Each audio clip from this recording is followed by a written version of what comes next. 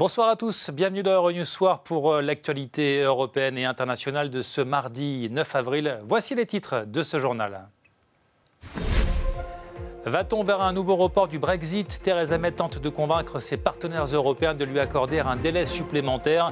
Elle était aujourd'hui à Berlin puis Paris avant un sommet décisif demain à Bruxelles. Les élections législatives en Israël, le Premier ministre sortant Benjamin Netanyahou face à l'ex-chef d'état-major de l'armée Benny Gantz. Le duel entre les deux favoris s'annonçait serré. Quel verdict des urnes? On fait le point dans ce journal. En Algérie, le Parlement a nommé le leader du Sénat, Abdelkader Ben Salah, président par intérim. Il remplace Abdelaziz Bouteflika pendant 3 mois jusqu'à la prochaine élection. Pour les manifestants algériens, il incarne un régime dont ils ne veulent plus.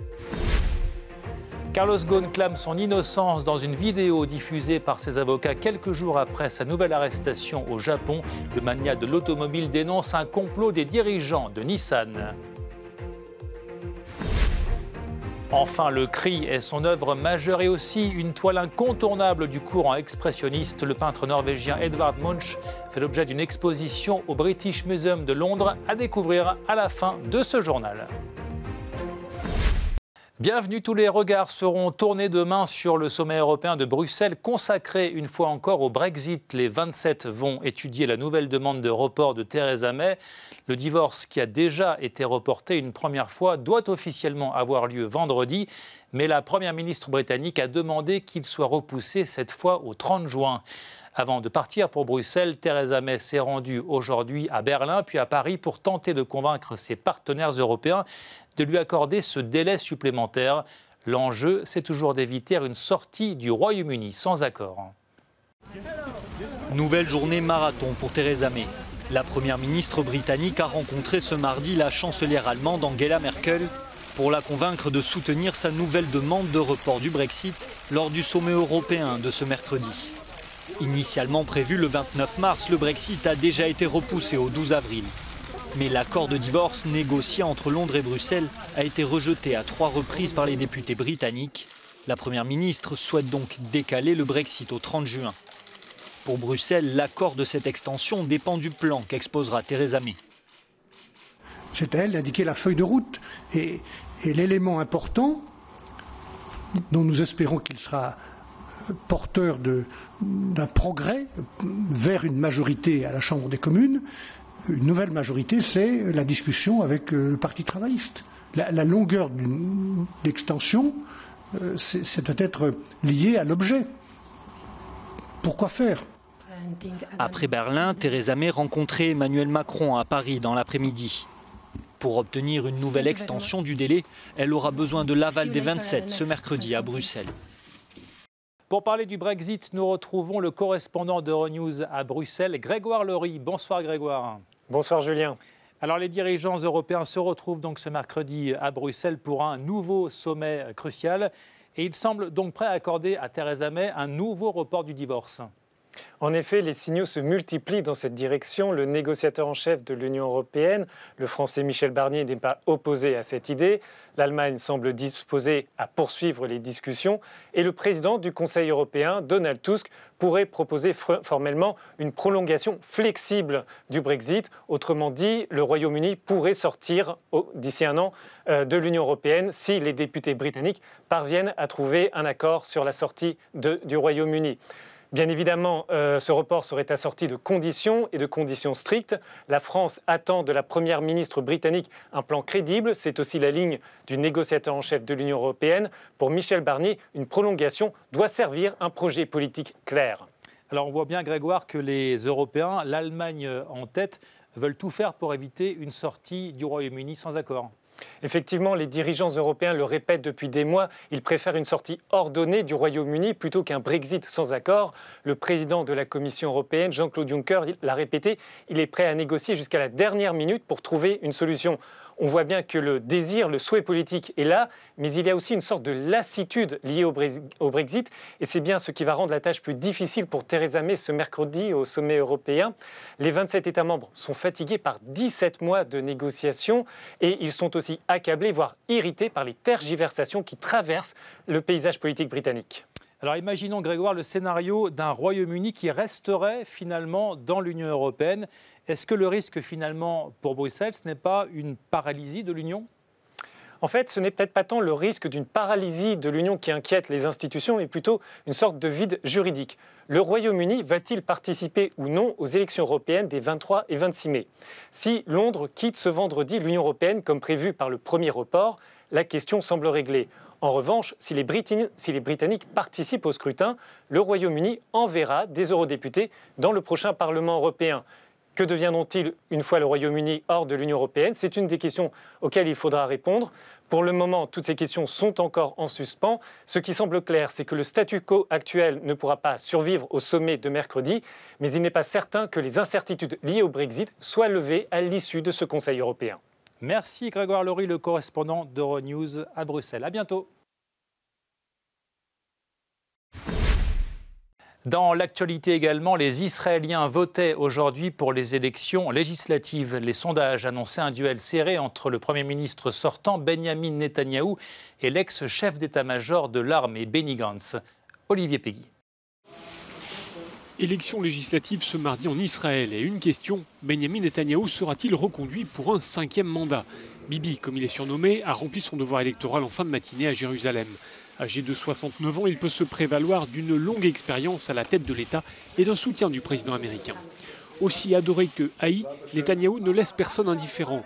Mais son adversaire principal, le travailliste Benny Gantz, martèle qu'il est temps de laisser la place. Ce changement, Gantz veut l'incarner. Âgé de 59 ans, il est novice en politique. Mais cet ancien chef d'état-major peut s'appuyer sur son expérience militaire pour assurer un électorat toujours soucieux de la sécurité d'Israël. Mais il faudra suivre aussi les résultats des petits partis, comme celui appelé Nouvelle Droite, créé par cette femme, Ayelet Sheked, actuelle ministre de la Justice. Cette formation pourrait devenir un partenaire incontournable pour une coalition avec le Likoud de Benjamin Netanyahou et ainsi faire pencher encore plus à droite l'échiquier politique israélien.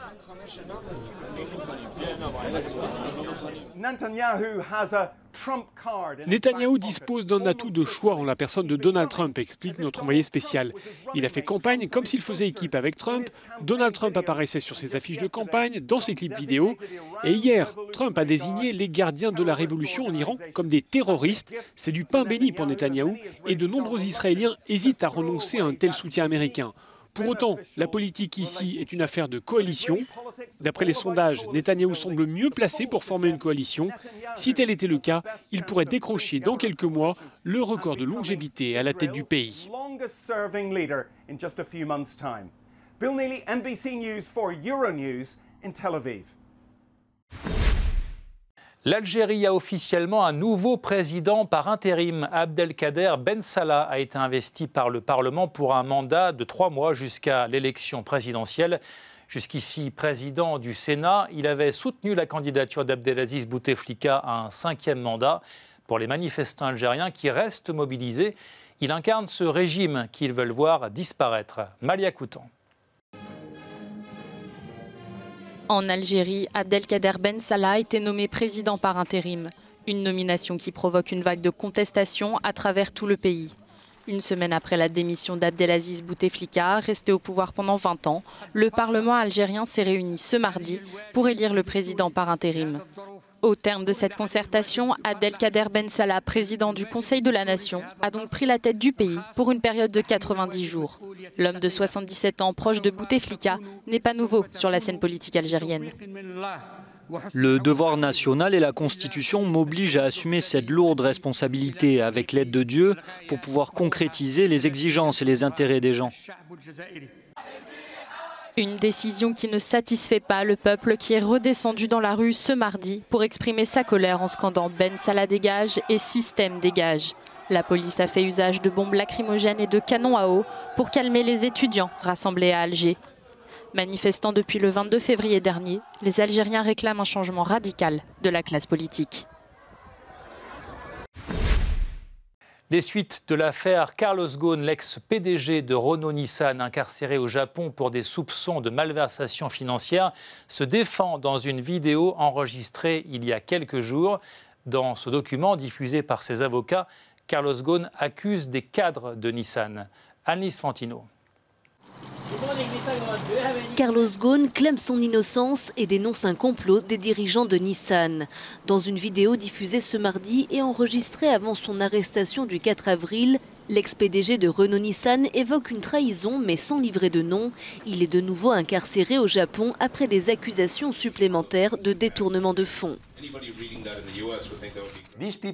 Ces gens sont connus. J'ai beaucoup de respect pour les employés de Nissan. Je parle ici de quelques cadres qui, de toute évidence, ont agi dans leur propre intérêt et en raison de leurs craintes égoïstes et détruisent beaucoup de valeurs. Les noms, vous les connaissez. On parle de gens qui se sont livrés à un jeu vraiment très malsain. L'avocat de Carlos Ghosn compte demander la remise en liberté de son client ce mercredi. L'ex-capitaine d'industrie a déjà été arrêté en novembre pour des soupçons de malversation financière avant d'être libéré sous caution en mars. Les élections européennes approchent à grands pas. À cette occasion, nos équipes de reporters sillonnent les routes du continent pour rencontrer les électeurs et cibler les enjeux du scrutin. Après le Portugal, l'Espagne et la France, nous sommes désormais en Italie. Reportage Jack Parrock, Elena Cavallone avec Malia Coutan.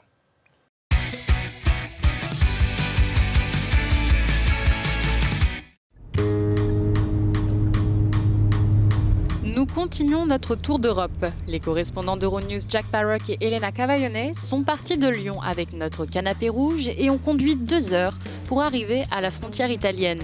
La ville de Modane marque leur premier arrêt. Jetons un coup d'œil à la raison de leur présence ici.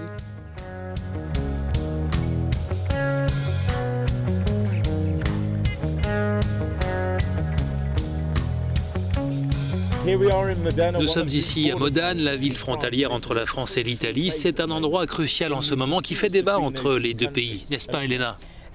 Oui, exactement. C'est l'un des lieux qui a été dans tous les journaux ces derniers mois. Comme vous le savez, de l'autre côté, il y a Bardonecchia, qui est la ville par où les migrants traversent les Alpes pour atteindre la France.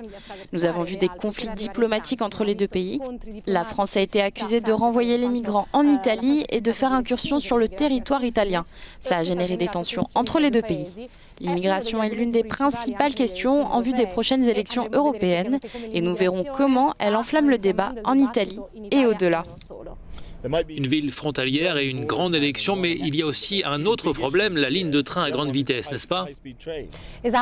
Exactement. Il s'agit du TGV, la ligne de train à grande vitesse qui devrait réduire le temps de trajet entre Lyon et Turin pour les transports de marchandises et de personnes. Il passerait de 4 heures actuellement à 1h40. Ce projet génère beaucoup de controverses depuis longtemps, mais surtout en ce moment où il crée des tensions entre le mouvement 5 étoiles, qui s'oppose au projet, et leur allié gouvernemental, la Ligue, qui voudrait plutôt finaliser la ligne. On entendra les voix des anti-TGV et des pro-TGV et nous visiterons des sites d'excavation, nous verrons l'état d'avancement des travaux et nous essaierons de mieux comprendre toutes les voix qui composent le débat politique avant des élections européennes aussi importantes. Reste avec nous sur la route des européennes.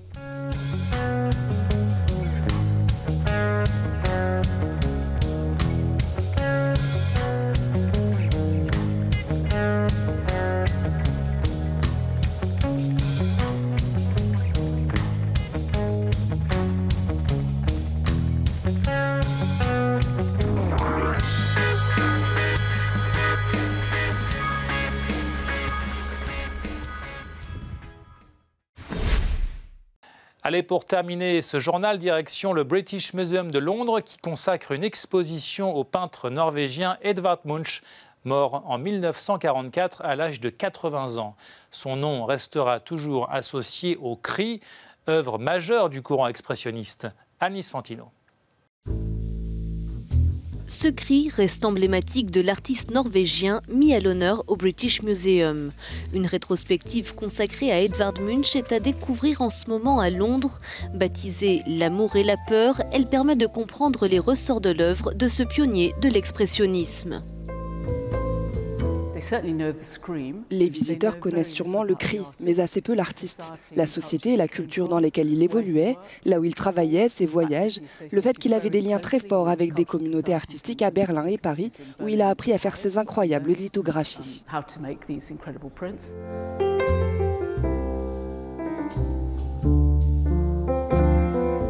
Le deuil et la maladie sont des composantes récurrentes du travail d'Edvard Munch qui a réalisé 5 versions du cri. Une exposition qui se poursuit jusqu'au 21 juillet à Londres.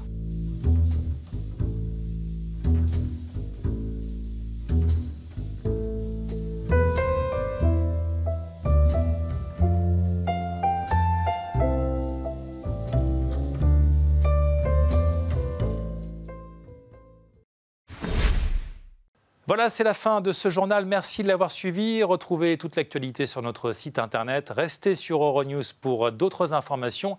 Très bonne soirée et à demain.